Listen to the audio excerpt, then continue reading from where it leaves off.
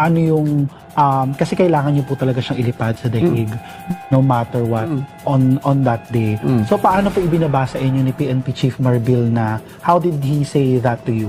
Na no matter what, we need to fly the former president to the Hague and we need to implement the ICC arrest warrant. Arrest him and bring him to the Hague. Yun lang. Simple as that. Arrest him and bring him to the Hague. Sagot ko lang, sir, bigyan mo ko aeroplano. O di ayos. And then the rest, you planned everything. Pero matagal na yan eh. Ang plano na yan, matagal na yan. Hindi yan spur of the moment eh. Matagal na yan.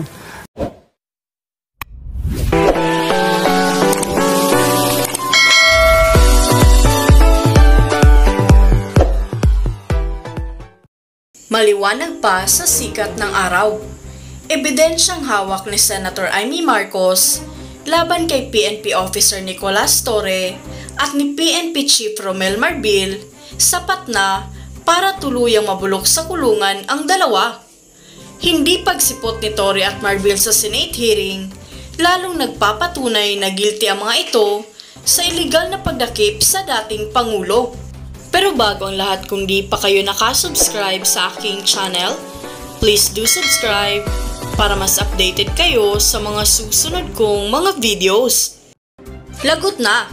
Senator Amy Marcos, bit-bit sa Senado ang ebidensya laban sa mga kapulisang iligal na umaresto sa dating Pangulo. Matatanda ang todo pagsisinungaling ang mga kapulisan noong unang pagharap nila sa Senado. Umusok din sa galit ang mga senador nang hindi sumipot ang mga kapulisan sa naganap na hearing. Torre at Marbil, posibleng i-contempt. Ang lahat kami ay nalulungkot at wala tayong testigo na sumipot. Nakakayamot naman talaga at gusto ko nga sana nung una na magpadala ng subpoena para kay Prosecutor Fadulion ng DOJ at saka doon sa Air Force natin, si General Cordura, dahil nga doon sa Villamor. Subalit sa kabila ng sinasabi ng Senate President na pinapatawag niya ang legal, wala pa rin yung subpoena na pirmado. Ngayon, sa araw na ito, palibasa nga hindi nagsiputan, halos lahat ng mga opisyal, mapipilitan tayo magpa-subpoena na naman, pero kinakailangan natin ang pirma ni Senate President. Ngayon may manifestation rin po si Senator Alan Peter Cayetano. Good morning, Madam Chair. Sa ating colleagues kay Senator Bato, Senator Bongo Mista, magandang umaga sa inyong lahat. Well, siyempre po, nalulungkot po ako na para tayong pumunta ng birthday party, walang dumating na bisita. But unlike a party, you can celebrate naman with your closest friends, family. Pero dito po sa hearing,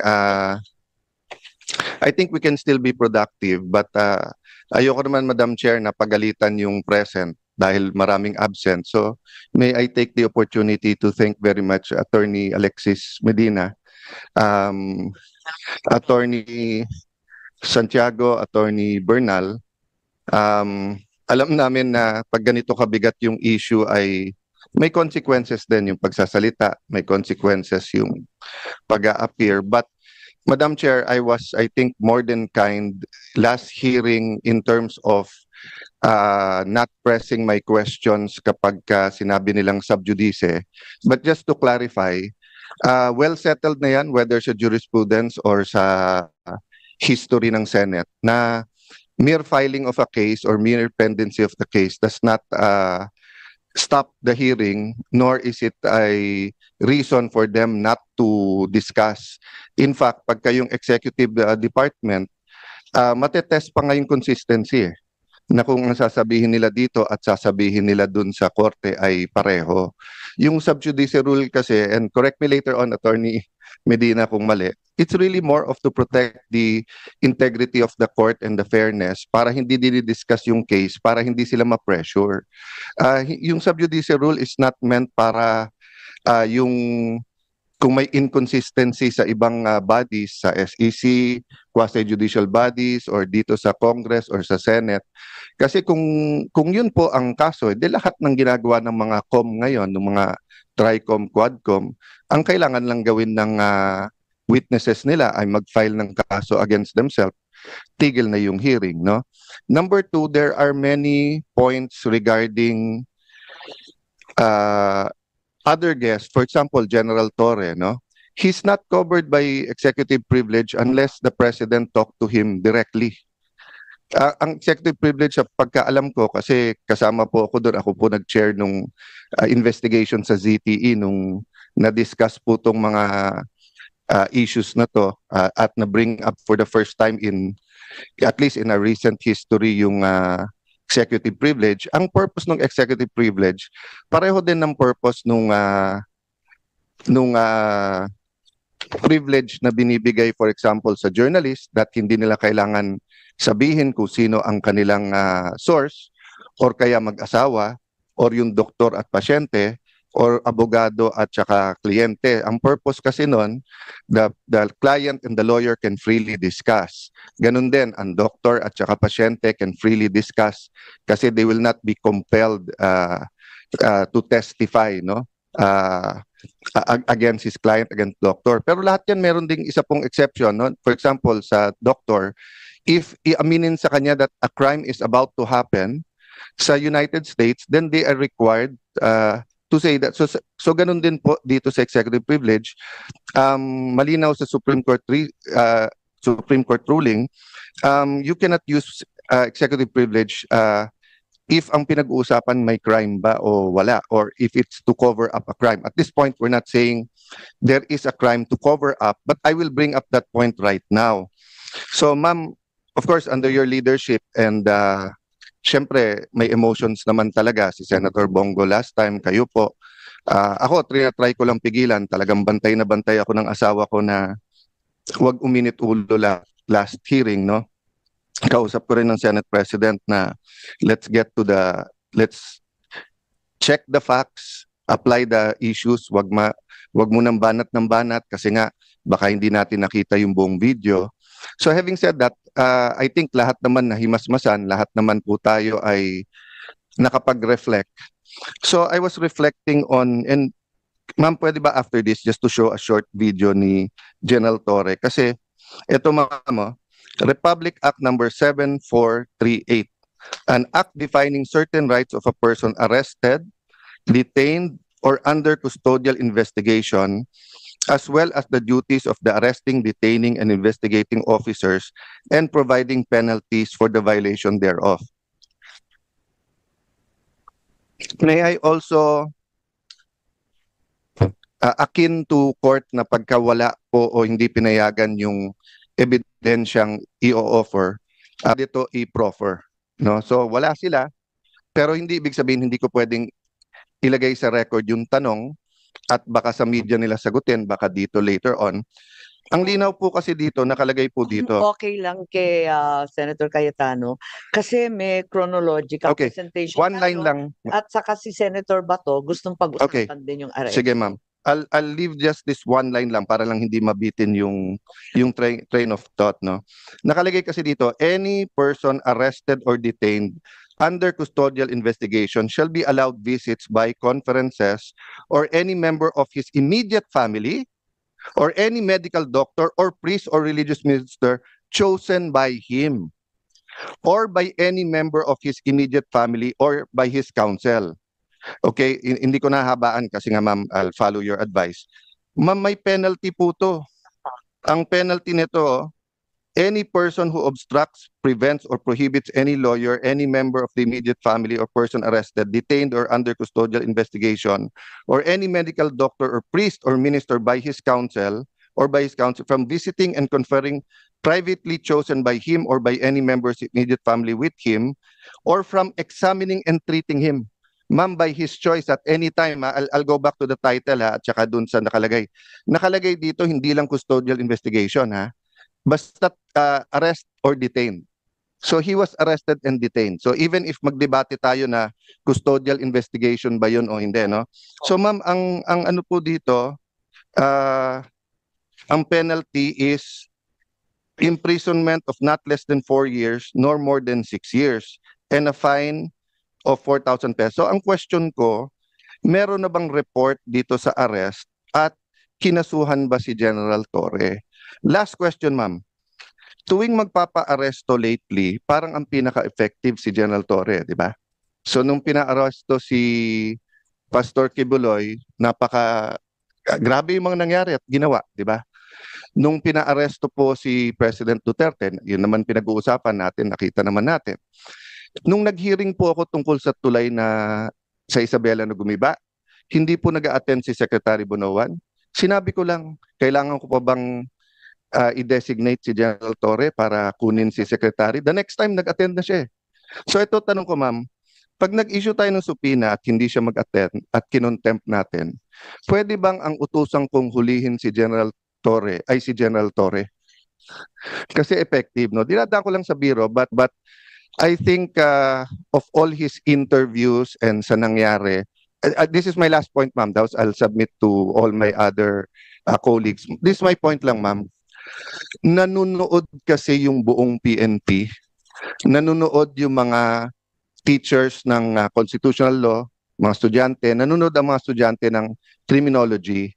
And di ba sabi nga nila, yung bata, hindi mo pwedeng turuan sa salita. Natututo yung bata sa gawa. So ganun din sa gobyerno natin. Pag sinabi nung mayor, no corruption, pero corrupt siya, ang dating sa mga department head, pwede mag-corrupt. Di ba? Pag sinabi ng COMELEC officer sa isang probinsya, no cheating, pero pinayagan niya yung cheating or vote buying, ang papakinggan ng tao, hindi yung salita, yung gawa eh. So kung mali yung pagka-aresto, nangangamba ako na especially sa lugar na walang internet, walang cellphone, baka ito yung masunod eh. Humihingi sila ng counsel nila o doktor, tapos hindi pagbibigyan, no? And then the last point doon, ma'am, is that bakit kapag ka lower rank, meron pong isang vlogger, di ba, na PNP, na nagsorry na kaya parang okay, pero hinuli, tapos kakasuhan. I understand that. At magandang rule yon na pagka ikaw ay sundalo o pulis, ay hindi ka basta pwedeng, hindi ka pwedeng partisan, di ba? Pangalawa, kailangan bantayan mo sinasabi mo. But I'll give you two examples, ma'am. Bakit po si General Torre, kung ano-ano sinasabi sa kung ano-anong interview, hindi naman napapagalitan? So ang dating po sa lower rank, bawal partisan kung kalaban. Kung kakampi yung sinabi mo, pwede. I'll go to a non-partisan issue. And I respect this person very much. I think he's one of the best chief of staff, personal friend, etc. Kaya lang, as a former secretary of the DFA, I have to mention this, no?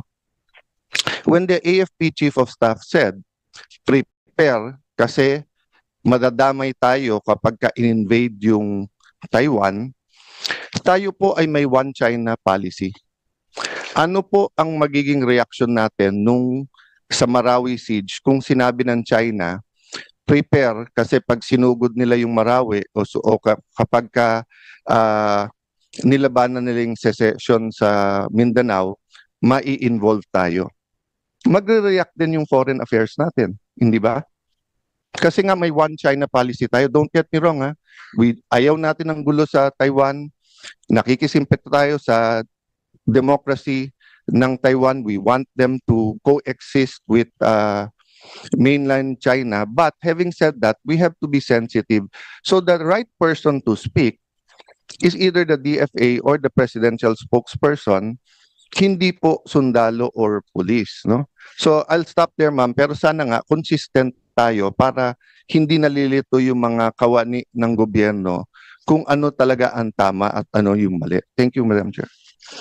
Maraming salamat, Senator Cayetano. Maliwanag na maliwanag ang inyong pag-unawa at pagbabalangkas nung subjudice pati yung executive privilege kasi naging cabinet member nga kayo at talagang may limitasyon yon. Mag-umpisa tayo kung hahayaan ninyo ng chronological, ano? At nais ko lang ipakita na sa kaguluhan nung nakaraang taon, sa Mayo pa lamang nagkaroon na ng briefer tungkol sa aresto ni Presidente Duterte. Hindi tama yung sinasabi na walang kinalaman ng Pilipinas dito. Ilang beses tinatanggi ng ating mga opisyal, sana narito sila para ipaliwanag. Subalit nag-press release po ang liwaliwanag nung DOJ Assistant Secretary Miko Clavano, May 8 ang kanyang mga press release, at sa kalagitnaan ng kaguluhan tungkol sa PI, yung ating People's Initiative, sa kaguluhan ng Davao at Maisog rallies, ay biglang nagkaroon ng bagong briefer na ginagawa ng DOJ. Ito ay unang-una for the potential arrest of President Duterte, ikalawa ang pagbabalik ng Pilipinas sa ICC. Maliwanag na last year pa, May of 2024, nag-umpisa na ito. At sabi rito, aware naman tayo na yung policy ay hindi papasukin ng ICC. Pero posible naman mag-iba. So, yun ang nakakaabala dito. Mayo pa lang, pinaplano na yata ito.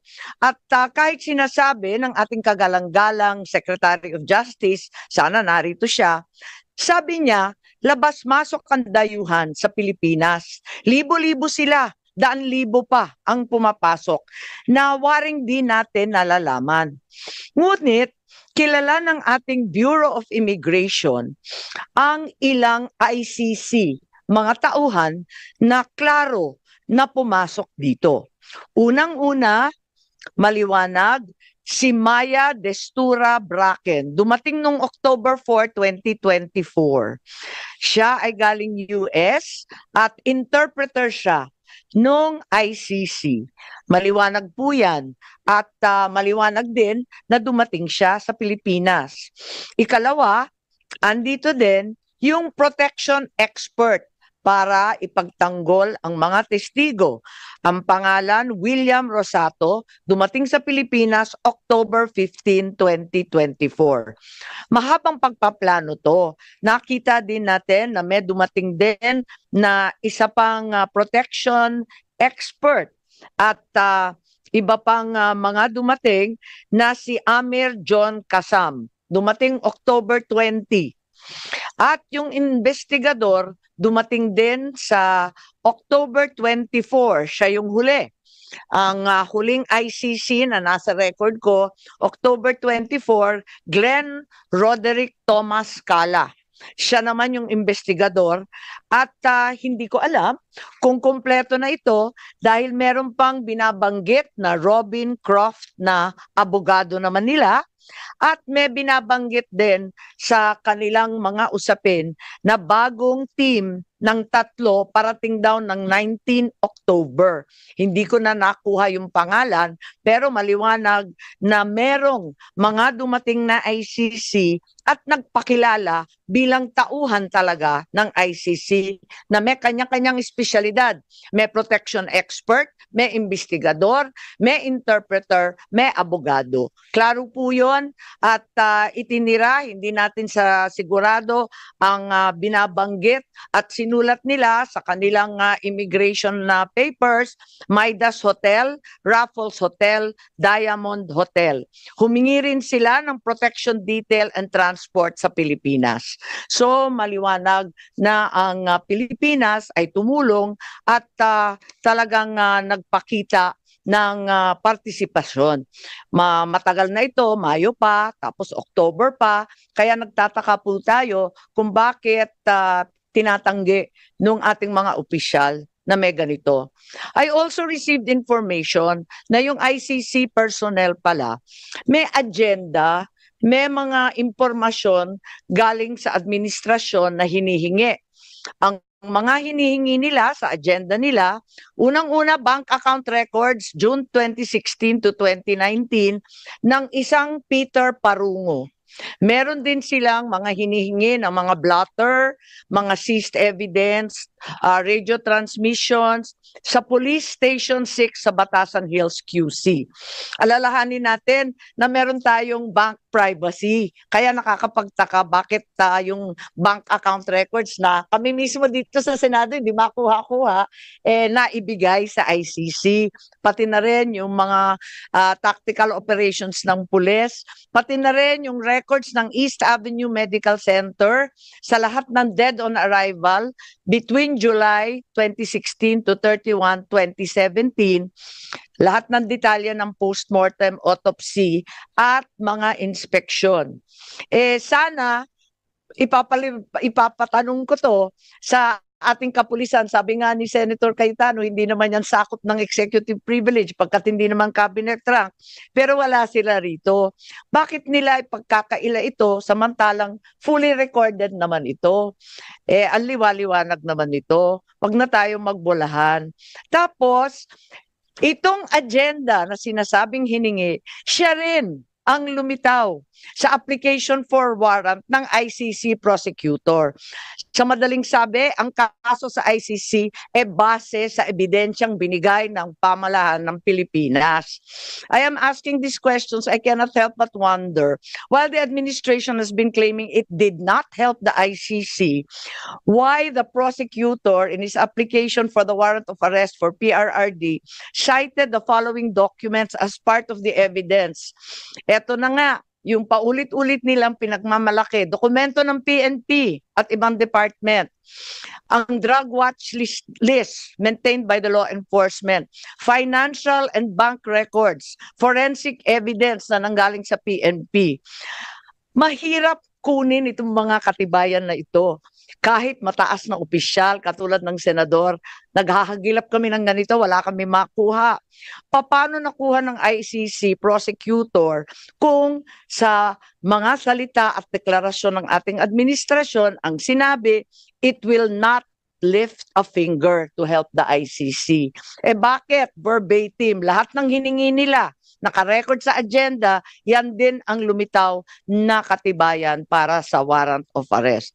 Even if we were to assume that there were members of the PNP who helped the ICC prosecutor in an unofficial capacity, why were these not detected by our intelligence officers? I find it very hard to believe. Malaki po ang budget sa intelligence. Tignan po natin. Ang NSC, sana nandito si Secretary Anyo. Limpak-limpak na salapi ang ginagastos ng Pilipinas sa OP, NSC, DND, AFP. Ang Philippine Army may hiwalay, Air Force may hiwalay, Navy General Headquarters. Lahat ito hindi nila nalaman. Parang naman mahirap intindihin. Totoo ba na right in front of their faces, hindi naman nila nakita lahat ito? Mahirap talaga paniwalaan. At eto pa, meron na din tayong case build-up na narinig. At andito tayo, yung case build-up ng DOJ. Kanina, nag-umpisa tayo doon sa briefer. Mayo pa lang yon. Pagkatapos ng briefer, nagkaroon ng maliwanag November 4, Department Order ng DOJ na nagtatatag ng task force to investigate, create a case build-up, and file the appropriate criminal charges. So, klaro na yun. And sana, andito yung DOJ para sabihin kung yung task force nga ba, in-interview sina Senator Laila De Lima noon, Attorney Colmenares, and Commissioner Palpalatok. Yan lang ang gusto natin malaman. As a matter of fact, may nakita tayong bago. March 6 nitong taon na to, may memo ng accomplishment report nitong case build-up na to na humihingi ng additional 90 days. Kasi ang sabi nila hindi pa daw sapat, hindi pa daw klaro, hindi maliwanag. Humihingi sila nung umpisan ng nakaraang buwan, 90 days pa sana. So, sana yung DOJ i-confirm nila. There already was a legal team. In fact, there is an allegation na pati private legal team magbabayad sila para mag-draft ng complaint for murder against those responsible for the death of 3 nationals in the Davao prison. Kung may case build-up, may draft of the complaint, why did we still have to cooperate with ICC and Interpol? I wanted to verify kung totoo nga na yung DOJ pinagtatanggol yung ICC jurisdiction in the cases before the Supreme Court. It appears that the DOJ is arguing there is no investigation or prosecution in the relevant EJK cases. But in fact, sila mismo may task force, meron ng report, may hinihingi na ng mga private lawyer, meron na ring Quadcom sa Kongreso, merong Senate Blue Ribbon Committee. Ano ba naman ito? Mismo si Solicitor General talagang umatras na sa pagtatanggol ng posisyon na yan kasi ang sabi nga niya talaga namang meron ng case build-up mismo sa ilalim natin sa building na ito sa DOJ. Kaya hindi po katanggap-tanggap. At any point, kung ang ating mga kasamahan may dadagdag, pakisabi na lang po. Pero eto pa, narinig natin na mayroong Oplan pursuit. Pakita na lang na inaamin at pinagmamalaki ni General Torre. Sabi niya, hindi ito spur of the moment. Huwag kayong maniwalang spur of the moment dahil matagal ko nang pinaplano ang Operation Pursuit. Ayan. Sige. Pwede natin ipakita. Ayan. Laksan lang po yung volume. Laksan lang natin yung volume, please.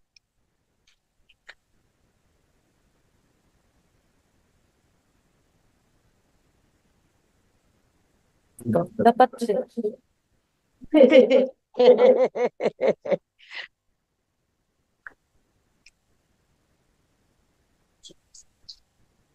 Sige.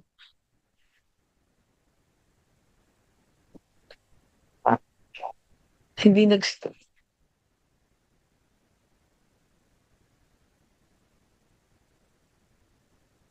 Attorney Dana, yung ating technical please, napakahina naman ng volume natin.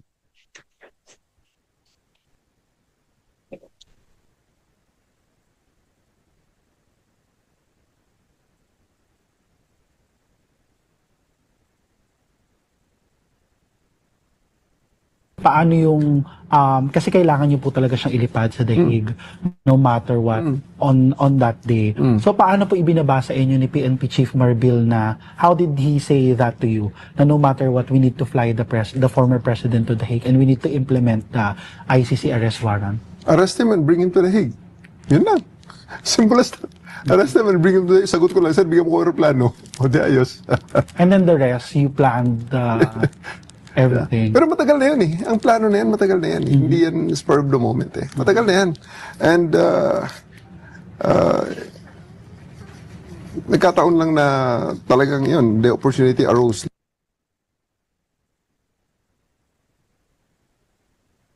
Ayan, maliwanag na maliwanag. May Operation Pursuit, sabi nga ni General Torre, matagal na yan.